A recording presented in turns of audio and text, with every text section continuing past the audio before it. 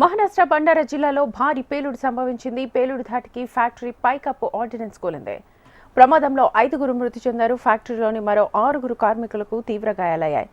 పేలుడు సమయంలో ఫ్యాక్టరీలో 12 మంది కార్మికులున్నారు. ఘటనా స్థలంలో సహాయక చర్యలు కొనసాగుతున్నాయి.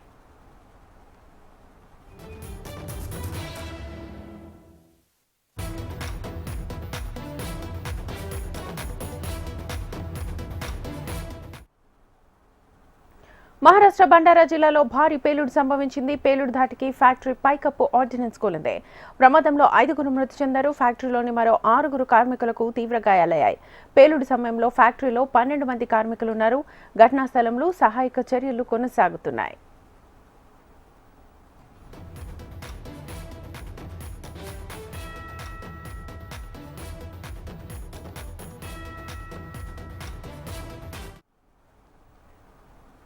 రాజమండ్రి గోదావరి రైల్వే స్టేషన్లో మచిలీపట్నం విశాఖ ఎక్స్ప్రెస్ కు ప్రమాదం తప్పింది. గోదావరి రైల్వే స్టేషన్లో ఓహెచ్ కేబుల్ తెగిపోయింది. దీంతో రైల్వే స్టేషన్లోనే ట్రైన్ ని నిలిపివేశారు. తెగిన ఓహెచ్ కేబుల్ పునరుద్ధరణ తర్వాత ట్రైన్ వెళ్లింది.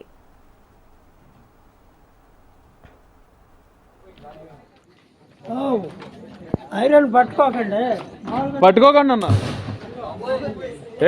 చార్జర్ లేండి రే, చార్జర్ లేండి.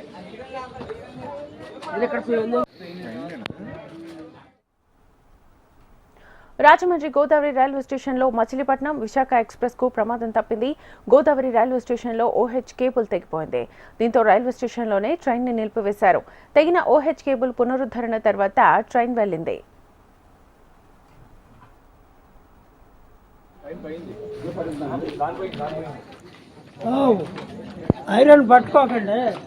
పట్టుకోకండి అన్న.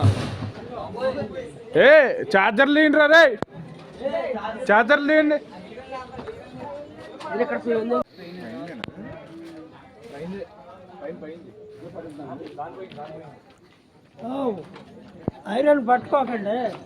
పట్టుకోకండి అన్న.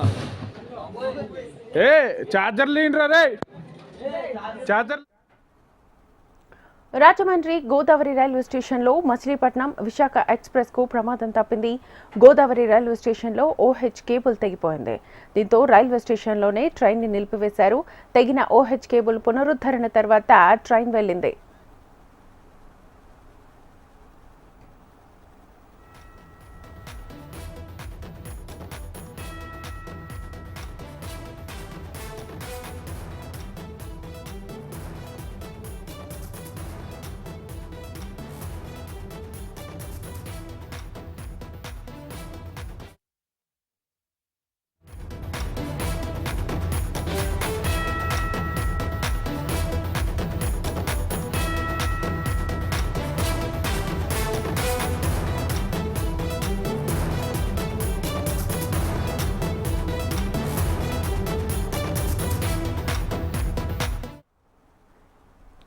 నెల్లూరు జిల్లాలో తాగుబోతులు వీరంగం సృష్టించారు. ఏఎస్పేట ప్రభుత్వ పాఠశాలలో మందు పార్టీ చేసుకున్నారు. స్కూల్ గేట్ తాళాలు పగలగొట్టి మరీ లోపలికి వెళ్లిన మందుబాబులు స్కూల్ వరండాలో మందు సిట్టింగ్ వేశారు. అంతేకాదు మద్యం సేవించి బాటిళ్లను స్కూల్లో చెల్లాచెదురుగా పడేశారు. ఇది గమనించిన స్థానికులు, ఉపాధ్యాయులు పోలీసులకు ఫిర్యాదు చేశారు.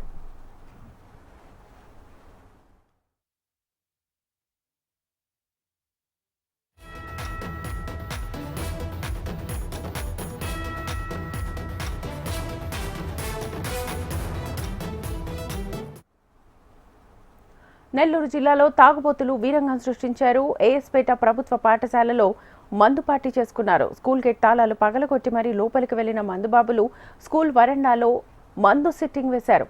అంతేకాదు మద్యం సేవించి బాటిళ్లను స్కూల్లోనే చెల్లాచెదురుగా పడేశారు.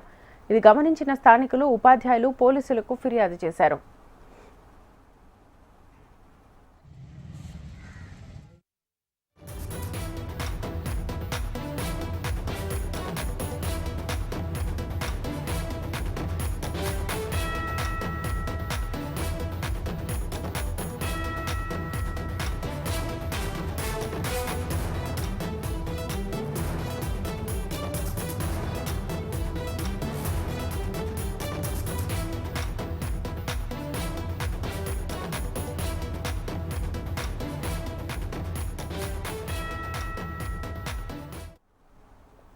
నెల్లూరు జిల్లాలో తాగుబోతులు వీరంగా సృష్టించారు. ఏఎస్పేట ప్రభుత్వ పాఠశాలలో మందు పార్టీ చేసుకున్నారు. స్కూల్ గేట్ తాళాలు పగలగొట్టి మరీ లోపలికి వెళ్లిన మందుబాబులు స్కూల్ వరండాలోనే మందు సిట్టింగ్ వేశారు. అంతేకాదు మద్యం సేవించి బాటిళ్లను స్కూల్లో చెల్లాచెదురుగా పడేశారు. ఇది గమనించిన స్థానికులు, ఉపాధ్యాయులు పోలీసులకు ఫిర్యాదు చేశారు. ఇదే అంశానికి సంబంధించి ఫుల్ డీటెయిల్స్ మా ప్రతినిధి నరసింహ అందిస్తారు. నరసింహ, ఘటనకు సంబంధించి పోలీసులు ఏం చెప్తున్నారు? గత రాత్రి జరిగిన ఈ సంఘటన పైన స్థానికులు ఇచ్చిన సమాచారంతో ఏఎస్పేట ఎస్ఐ సైదులు అక్కడ ఉన్నటువంటి మిగిలినటువంటి పోలీసు సిబ్బంది కలిసి ఆ ప్రాంతంలో పరిశీలన చేశారు.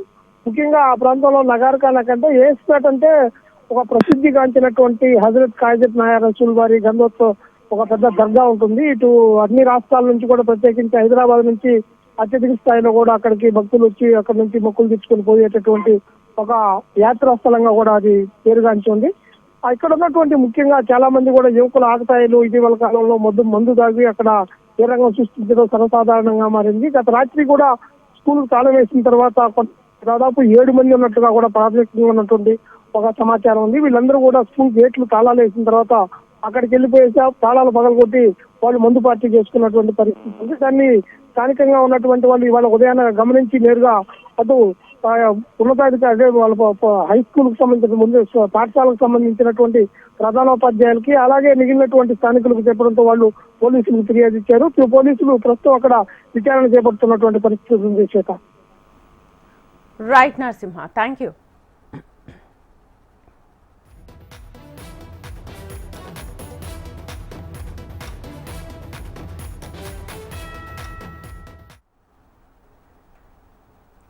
సిక్కోలులో జాతీయ బాలికల దినోత్సవం వేడుకలు ఘనంగా జరిగాయి. లింగ వివక్షను నిర్మూలించాలంటూ సిక్కోలు బాలికలు జాతీయ బాలికల దినోత్సవం సందర్భంగా డిమాండ్ చేశారు. ప్రస్తుత సమాజంలో బాలురతో సమానంగా బాలికలు కూడా పోటీ పడుతున్నారు. ప్రభుత్వం సమాజం నుంచి తాము ఏమి కోరుకుంటున్నారో తెలిపారు. ఇక ఇదే అంశంపై మరింత సమాచారాన్ని మా ప్రతినిధి వరప్రసాద్ అందిస్తారు.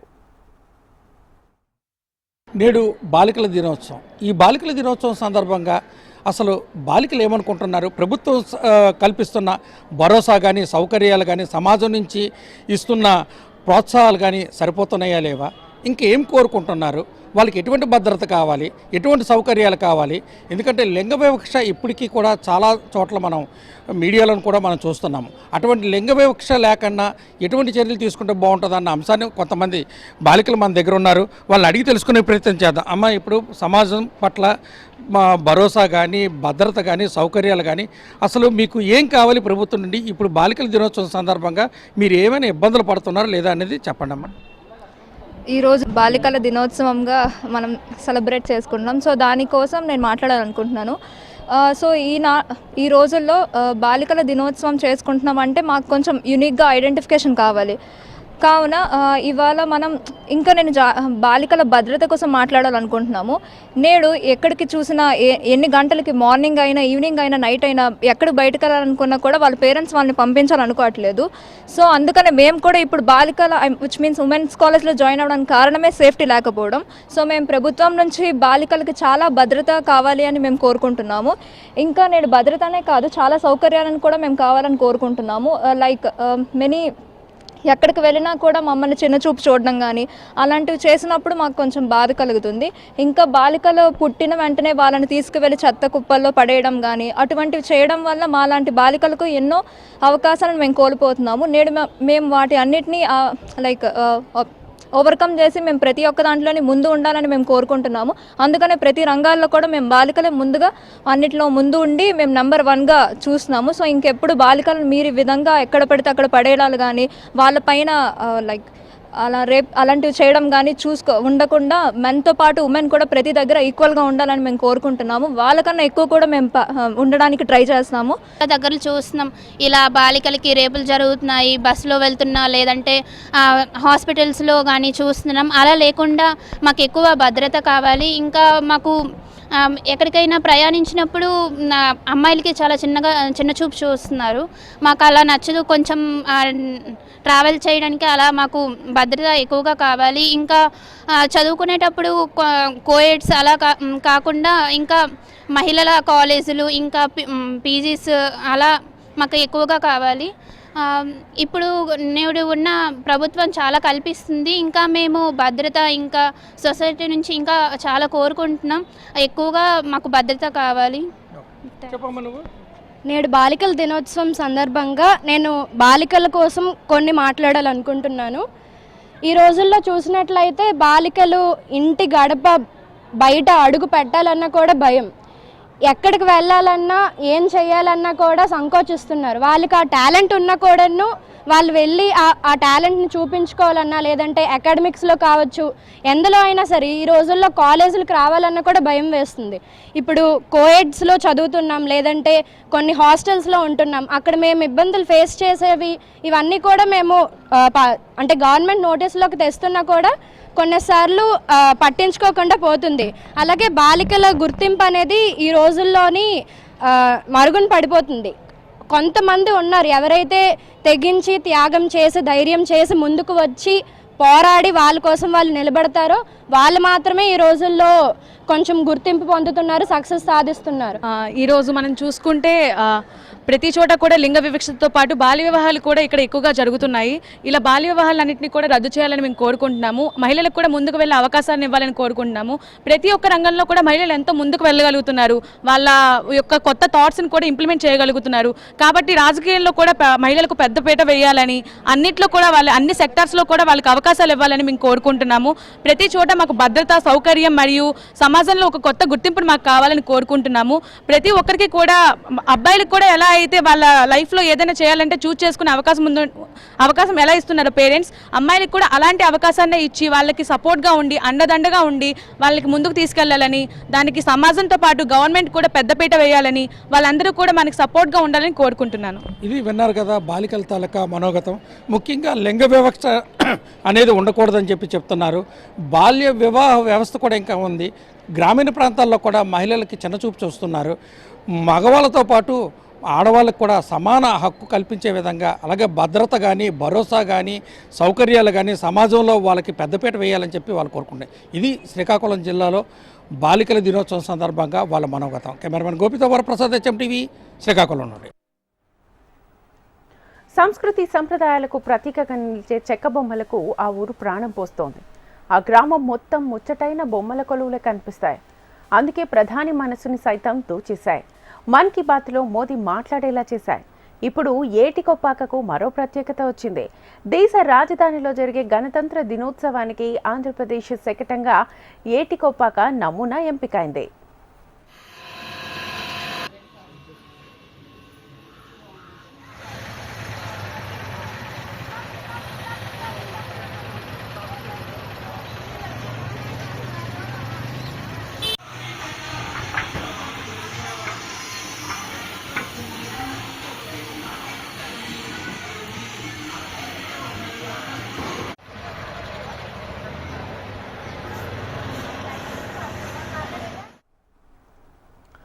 గణతంత్ర దినోత్సవ వేడుకల్లో జరిగే పెరేడ్కు ఆంధ్రప్రదేశ్ తరఫున ఏటికొప్పాక శకటం ఎంపికైంది.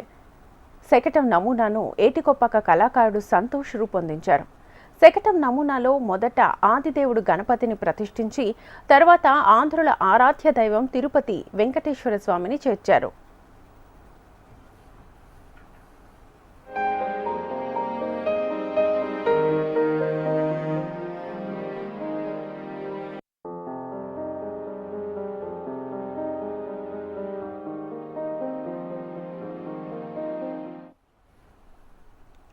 గ్రామీణ వాతావరణం, పెళ్లికూతురు పెళ్లికొడుకుతో పాటు బొబ్బిలి విన, చిలకలు, పుట్టబొమ్మలు, లక్కబొమ్మలు పరివారాన్ని సెట్ చేశారు.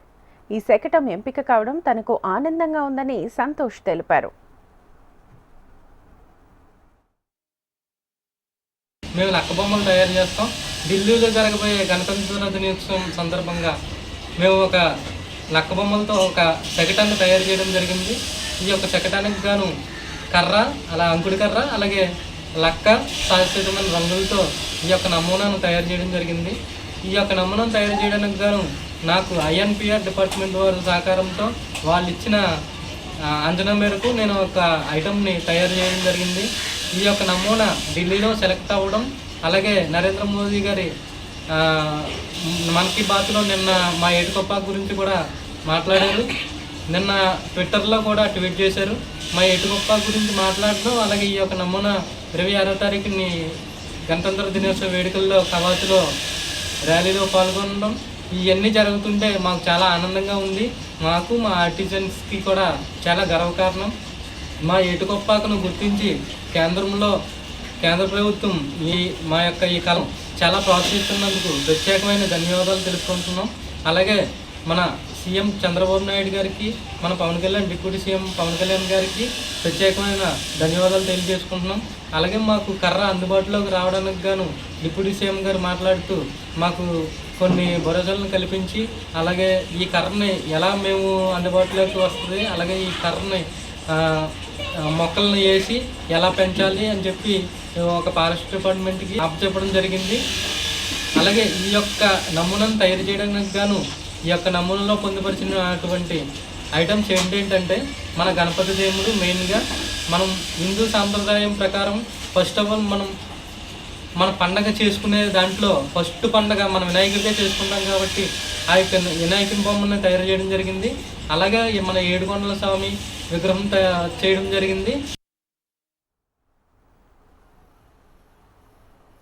విశాఖకు 85 కిలోమీటర్ల దూరంలో ఏటికొప్పక గ్రామం ఉంది. ఇంకుడు కర్రతో సహజ సిద్ధమైన రంగుల్ని వాడి ఈ బొమ్మల్ని తయారు చేస్తారు. ఉత్తరాంధ్రలో ఏ ఆడపిల్లకి పెళ్లి జరిగినా ఇక్కడ తయారైన చెక్క కుంకుమ భరణి ఇచ్చి పంపడం ఆనవాయితీ. అంతేకాదు ఈ గ్రామంలో ఎందరో కళాకారులను అనేక అవార్డులు వరించారు. తాజాగా ఏటికొప్పాక శకటం ఢిల్లీ వీధుల్లో పెరెడ్లో పాల్గొని ఆంధ్రప్రదేశ్కు వన్నె తీసుకురానుంది. దీంతో ఆ గ్రామస్తులతో పాటు వివిధ ప్రాంతాల్లో ఉన్న చెక్క బొమ్మల కళాకారులు ఆనందాన్ని వ్యక్తం చేస్తున్నారు.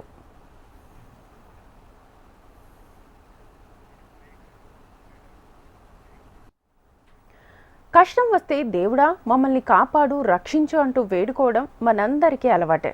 అలాంటిది సాక్షాత్తు దేవుడికే కష్టం వస్తే దేవుడి సంపాదనే మింగేందుకు సిద్ధమవుతుంటే ఆ దేవుడు ఎవరికి చెప్పుకోవాలి? ఆ దేవుడి సేవలో తరిస్తూ ఆ ఆలయ భూములనే నమ్ముకొని జీవిస్తున్న ఆ గిరిజనుల గోడు ఎవరు వినాలి?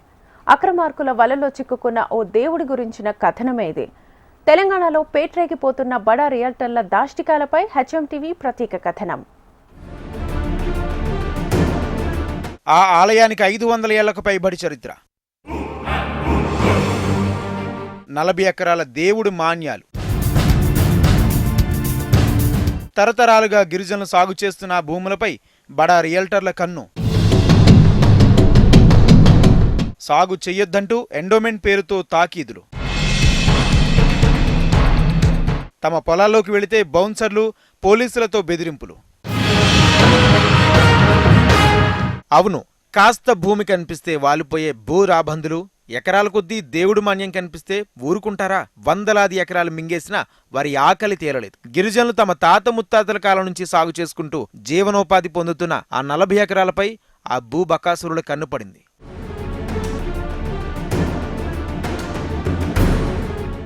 రంగారెడ్డి జిల్లా శంకరపల్లి మండలం కొండకల్ తాండలో 500 సంవత్సరాల పురాతన వల్లభస్వామి ఆలయం ఉంది. ఈ 40 ఎకరాల దేవుడు మాన్యం ఉంది. తరతరాలుగా గిరిజనులే వల్లభస్వామి ఆలయానికి సేవలు చేస్తూ తమ ఎలవేలుపుగా కొలుస్తున్నారు. దేవుడి మాన్యాలను సాగు చేస్తూ గిరిజనులు ఉపాధి పొందుతున్నారు. దేవుడి భూములపై గిరిజనులకు ఎలాంటి హక్కులు లేకున్నా ఆ భూములను సాగు చేసుకుంటూ జీవనం సాగిస్తున్నారు. ప్రస్తుతం ఈ ఆలయం దేవాదాయ పరిధిలో ఉంది. పేరుకు ఎండోమెంట్ పరిధిలో ఉన్న ఇక్కడ స్వామివారికి దోపదీప నైవేద్యాలు అన్ని కొండకల్ గిరిజనులే సమర్పిస్తున్నారు. శ్రీరామనవమికి సీతారాముల కళ్యాణం, హనుమాన్ జయంతి తదితర ఉత్సవాలను సైతం అంగరంగ వైభవంగా గిరిజనులే నిర్వహిస్తారు. ఇది తరతరాలుగా వస్తున్న గిరిజనుల ఆనవాయితీ.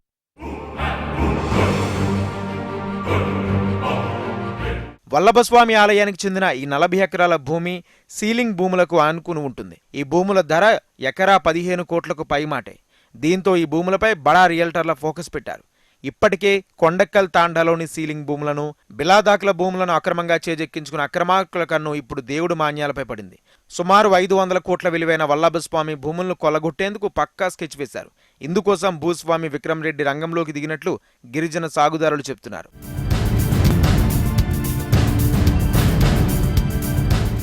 ఎన్నాళ్లు సాగు చేసుకుని బతుకుబండి లాగిన కొండకల్ గిరిజనులకు బడా రియల్టర్ల నుంచి బెదిరింపులు ఎదురవుతున్నాయి. ఆ భూముల్లోకి వెళ్లకుండా బౌన్సర్లనే కాకుండా పోలీసులను సైతం ఏర్పాటు చేస్తున్నారని గిరిజనులు ఆరోపిస్తున్నారు. అదేమంటే భౌతిక దాడులు చేస్తున్నారని ఆవేదన చెబుతున్నారు. ఎదిరిస్తే పోలీస్ కేసులు బనాయిస్తున్నారని వాపోతున్నారు.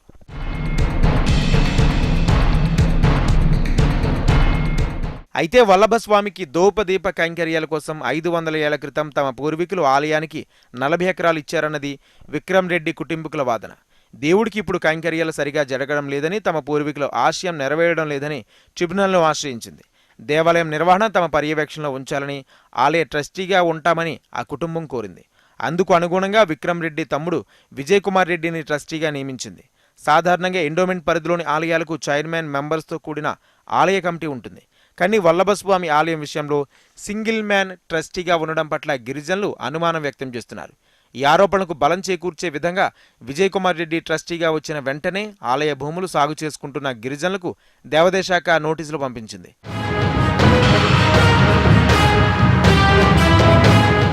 గిరిజనులు ఎవ్వరూ ఆలయ భూములను సాగు చేయొద్దని, వెంటనే ఆ భూములను ఖాళీ చేయాలని నోటీసులు ఇచ్చింది. విక్రమ్ రెడ్డి కుటుంబం ఆగడాల నుంచి కాపాడి తాము సాగు చేసుకుంటున్న భూములను తమకే దక్కేలా చూడాలని కొండకల్ గిరిజనులు వేడుకుంటున్నారు.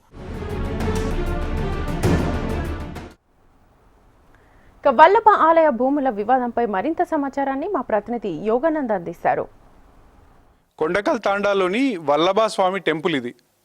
గత 500 సంవత్సరాల చరిత్ర ఉంది ఈ ఆలయానికని ఇక్కడ ఉన్న గిరిజనులు చెప్తున్నారు. గత కొన్ని వందల సంవత్సరాలుగా తమ పూర్వీకులు ఇక్కడ మేము కళ్యాణాలు కానీ కార్యక్రమాలన్నీ కూడా ఇదే గుడిలో చేస్తున్నాం అని చెప్తున్నారు. ఈ గుడికి ప్రస్తుతానికి చైర్మన్గా ఎండోమెంట్ పరిధిలో ఉంది ఈ గుడి.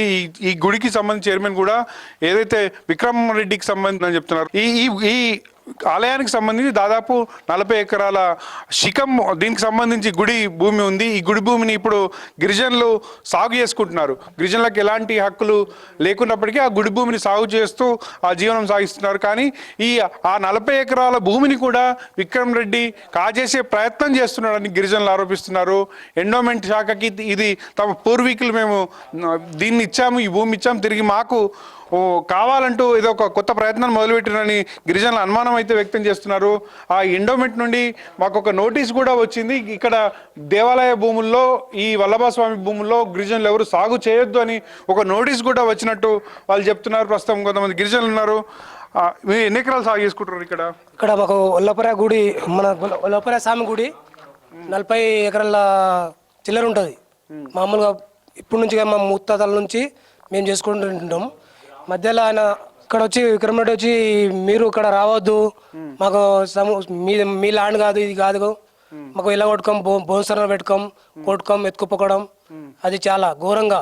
టెంపుల్ కాడికి రావాలంటే కొట్టుకోం, ఇప్పుడు గుడి కాడికి మొక్కడానికి రావాలంటే అది ఆయనది అంటాడు. ఇది ఇంచుమించు ఒక 500 సంవత్సరాల కింద, ఇది ఇప్పుడు కాదు, ఇది ఆయనది కాదు, వాళ్ళ తాతది కాదు, ఎవరిది కాదు. ఇది వాళ్ళ తమ్ముని పేరు అంటే చైర్మన్ అంటే ఇక్కడ వాళ్ళ తమ్ముని చైర్మన్ లేడు. ఈ గుడికి సాగు చేసేది మేమే మొత్తం అన్ని చేసేది మేము, మొత్తం పని చేసేది మేము, అన్నీ చేపించేది మేము. ఈ విక్రమ్ రెడ్డి అనేటోడు చాలా మాకు ఘోరంగా ఇది చేసి ఈ అపర్ణ వాళ్ళకు పెట్టేసి బోన్సర్లను పోలీసులను అంటే పోలీసులు అంటే పిఎస్లకు ఒక్కొక్కరి మీద 15 కేసులు 20 కేసులు రౌడీ హిస్టరీ అవి అన్నీ మొత్తం పెట్టించి విక్రమ్ రెడ్డి చాలా మోసం చేస్తున్నాడు మాకు. ఇది ఇప్పుడు ఎంతమంది నీ పేరేం పేరు, ఎన్ని ఎకరాలు సాగు చేస్తారు ఇక్కడ? నా పేరు రాథోడ్ బాబు. మేము మా తాత ఇప్పుడు మా తాత చచ్చిపోయాడు. ఇప్పుడు నేనైతే 2.5 ఎకరాల వరకు సాగు చేస్తున్నాం టెంపుల్ ల్యాండ్లో. అయితే వీళ్ళు 500 సంవత్సరాల కింద విక్రమ్ రెడ్డి వాళ్ళు ఇచ్చిరని చెప్పిండంట ఆయన. 500 సంవత్సరాల నుంచి మా తాత ముత్తాతల నుంచి మేమే చేసుకొని తింటున్నాం.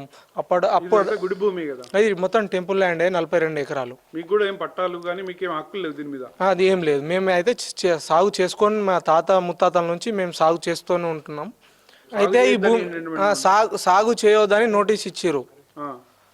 ఈ భూమి విక్రమ్ రెడ్డిది అని ఆయననే నోటీస్ ఇచ్చిండు మాకు. అవును, ఈ భూమి కూడా మొత్తం రౌండ్ ఆఫ్ భూమి మొత్తం లాక్కున్నాడు. ఈ భూమి కూడా లాక్కోవడానికి చూస్తున్నాడు. ఈ చుట్టుపక్కల భూమి అంతా కూడా విక్రమ్ రెడ్డికి సంబంధించిన ఏదైతే రియల్ ఎస్టేట్ వాళ్ళ కబ్జాలకు వెళ్ళిపోయింది. ఇక్కడ గుడికి సంబంధించి కూడా 40 ఎకరాలు ఉంది. ఈ భూమిని కూడా కబ్జా చేసే యత్నం చేస్తున్నట్టు గిరిజనులు అనుమానాలు వ్యక్తం చేస్తున్నారు. ఈ భూమినైనా రాష్ట్ర ప్రభుత్వం కాపాడాలని వాళ్ళు డిమాండ్ చేస్తున్నారు. కెమెరా పర్సన్ శ్రీనివాస్తో యోగానంద్ రెడ్డి, HMTV, కొండకల్ నుండి.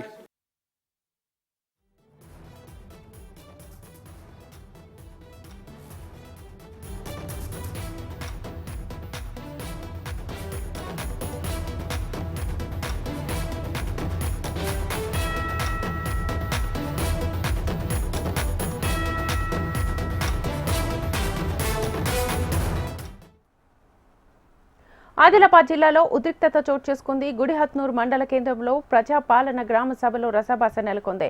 ప్రజాపాలన ఫ్లెక్సీలో ఎమ్మెల్యే అనిల్ జాదవ్ ఫోటో లేకపోవడంతో బీఆర్ఎస్ నేతలు అభ్యంతరం వ్యక్తం చేశారు. ఈ క్రమంలో కాంగ్రెస్ బీఆర్ఎస్ నేతల మధ్య ఘర్షణ చోటు చేసుకుంది. ఇది కాస్త తోపులాటకు దారితీసింది. రంగంలోకి దిగిన పోలీసులు ఇరు వర్గాలను చెదరగొట్టడంతో వివాదం సద్దుమణిగింది.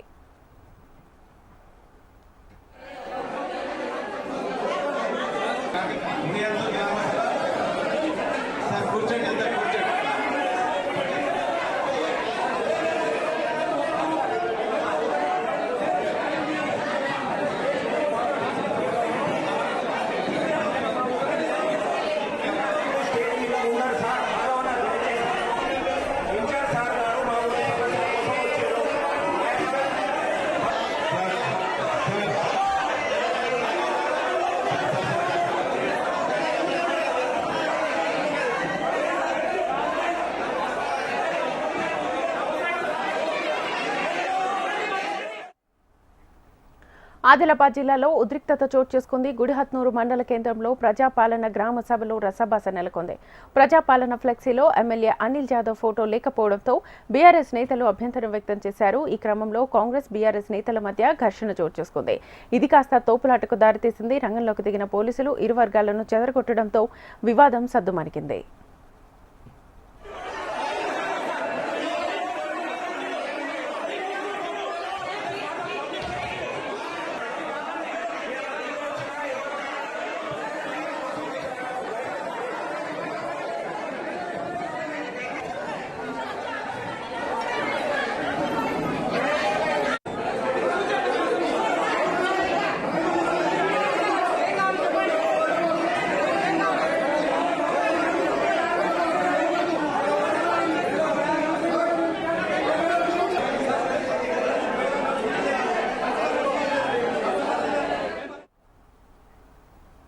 ఇవి ఇప్పటివరకున్న updates. Keep watching HM TV. వార్త ఆగదు, నిజం